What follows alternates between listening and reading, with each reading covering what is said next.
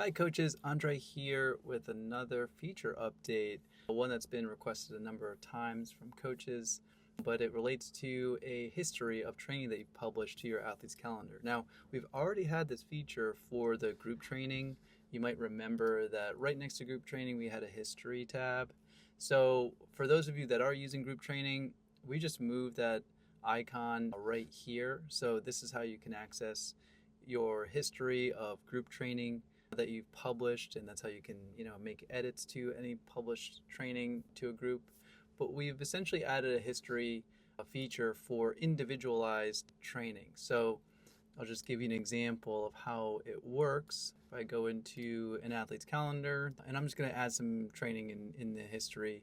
So if I add, say, a 4-mile run and duplicate it, I want to point out that both of these activities will be in the same line based on when you click publish. So if I were to publish this individually, this would be its own line. But if I were to, say, publish both of these training activities, they would kind of show up together. So let's just see what that looks like in the history tab.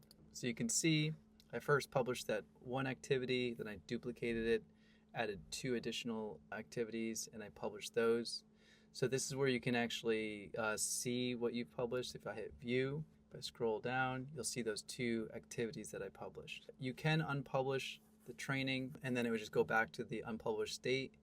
When you're in the view state, keep in mind that this isn't the edit athlete training view, even though it looks very similar. So you can't actually add new training or move training around. This is just a history of publication in your athlete's calendar.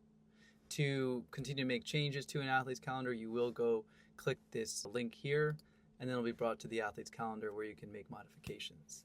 Okay, I hope this is a super helpful feature for you to stay organized with your athlete's training. Feel free to give us any feedback if you have any.